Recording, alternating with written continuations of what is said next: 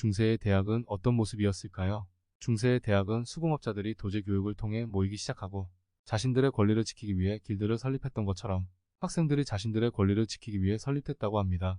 대학은 원칙적으로 하나의 동업조합이었고 공부라는 단일한 목적을 향해 모인 공동체인 곳이었다고 합니다. 도시의 공기는 자유를 만든다는 말처럼 도시들은 자치권과 자율권을 주장할 수 있었고 이는 곧 도시를 중심으로 성장한 대학의 형성에도 영향을 미쳤습니다. 활발한 인정물적 교류가 이루어지는 자치 공간인 도시, 특히 이탈리아의 볼로냐와 파리에서 이러한 대학의 원형이 싹트기 시작했다고 합니다. 최초의 대학이 설립됐다고 이야기하는 볼로냐의 학생들은 먼저 도시 주민들의 횡포로부터 자신들을 보호하기 위해서 대학 즉 조합을 결성했다고 합니다.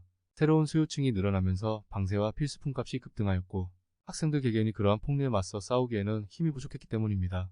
볼로냐 대학은 이렇듯 학생조합에서 시작된 것으로 알려져 있습니다. 조합은 동양 집단별로 4개의 동양단으로 나뉘어 있었는데 나중에 알프스 이북과 알프스 이남의 2개 동양단으로 정리되었다고 합니다. 이들을 합친 전체가 바로 대학이었습니다. 동양단들은 독자적인 학칙을 작성하고 학장을 선출했습니다.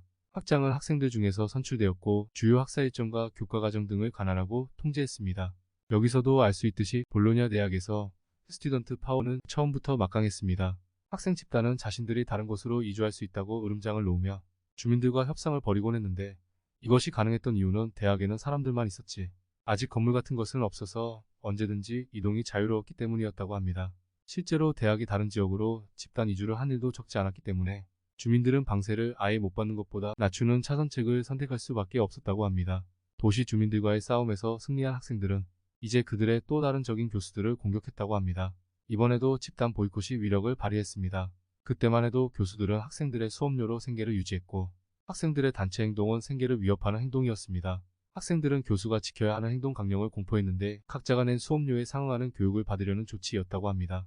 가장 초기의 규정치를 보면 교수는 단 하루도 허가 없이 결석해서는 안 된다. 교수가 도시 밖으로 나갈 때는 다시 돌아온다는 서약과 함께 예치금을 내야만 한다.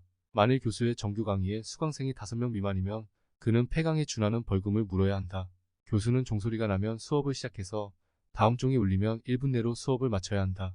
교수는 교재 내용을 임의대로 건너뛰지 말고 어려운 내용이라고 뒤로 미루어서도 안 된다. 교수는 매년 정해진 학기마다 정해진 분량을 체계적으로 가르쳐야만 한다. 등 교수들에게 많은 의무를 부과했음을 알 수 있습니다. 학생들은 출신 지역에 따라 2개에서 심지어 4개까지 학문 공동체를 결성하고 자신들의 집단을 대표하는 총장을 선출했습니다.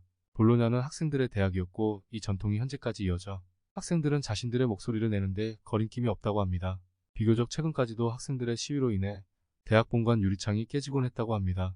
볼로냐 대학의 한 교수는 교수와 학생 간의 복잡 미묘한 관계를 이렇게 요약했다고 합니다. 나는 그들에게 명하고 그들에게 복종한다. 그러나 교수와 학생의 관계가 나쁜 것은 결코 아니었다고 합니다. 물론 양자 사이에는 종종 긴장이 감돌았고 때로 갈등이 불거져 나오기도 했습니다. 그럼에도 많은 문헌이 증언하는 바에 따르면 교수와 학생은 언제나 신뢰와 우정으로 이어져 있었습니다. 한 역사가는 볼로냐 대학에서 학문이 번성한 주된 이유가 바로 교수와 학생 간의 믿음에 있었다고 단언하기도 했습니다. 교수와 학생 간의 관계는 기본적으로 정중하면서도 아주 친밀했습니다.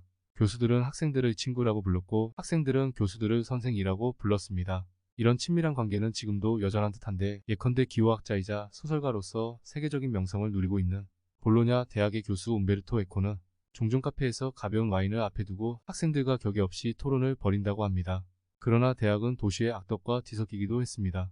학생들은 서로 폭행하고 절도하며 간음하고 도박했습니다.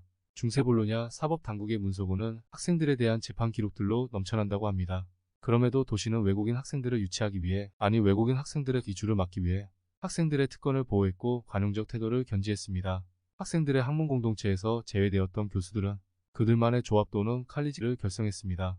그곳에 들어가는 것은 시험을 통해 자격을 획득해야만 했습니다. 따라서 길드의 승인을 받은 학생만이 가입할 수 있었습니다.